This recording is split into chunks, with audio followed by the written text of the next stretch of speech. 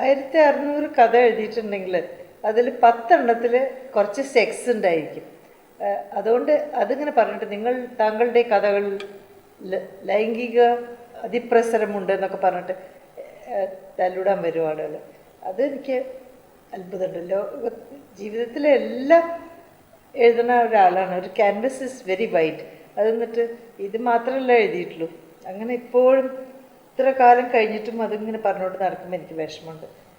മലയാള വാരികകളുടെയൊക്കെ ആളുകൾ വരുമ്പോൾ അതുകൊണ്ടായിരിക്കും ചാൻസ് കിട്ടുമ്പോൾ ഒക്കെ ഞാൻ വിദേശത്തേക്ക് ഓടി രക്ഷപ്പെടുന്നത്. അവിടെ വിമർശനമില്ലല്ലോ. അതുകൊണ്ട് ഇത് ഈ മീഡിയയുടെ സത്യസന്ധത കൊണ്ടോ അതല്ല അവരുടെ സ്വാർത്ഥത കൊണ്ടാണോ ഇങ്ങനെ ഒരു തെറ്റായ രീതിയിലുള്ള പ്രചരണം ഉണ്ടാക്കുന്നത്? തെറ്റായ രീതിയിൽ പ്രചരിപ്പിച്ചാലേ എന്നെ തരം താഴ്ത്താൻ സാധിക്കുള്ളൂ. ഇല്ലെങ്കിൽ അവർക്ക് തരം താഴ്ത്തണം. എന്നെ ചുരുക്കി ചെറിയ ഒരു കടുക് മണിയും പോലെ ആക്കണം. എന്നാലേ അവർക്ക് മനസ്സിന് സമാധാനം കിട്ടുള്ളൂ. അതുകൊണ്ടാണ് കുറച്ചൊക്കെ സ്ത്രീ ആയതുകൊണ്ട് അങ്ങനെ ഒരു വിചാരമുണ്ട്. സ്ത്രീകൾക്ക് എന്തായാലും പുരുഷന്മാരെ പോലെ എഴുതാൻ സാധിക്കില്ല എന്ന് തോന്നൽ. സാധിക്കാത്തത് അവരെ പിടിച്ച് ചുരുക്കിയിട്ടാണ്. എത്ര നന്നായി എഴുതിയാലും അത് മനസ്സിലായില്ല എന്നടിക്കും. അങ്ങനെയല്ലേ? ആ കാലം മാറുമെന്ന് വിചാരിക്കാം. സാധാരണ മാന്യ വ്യക്തികൾ എന്താ ചെയ്യുക അറിയോ?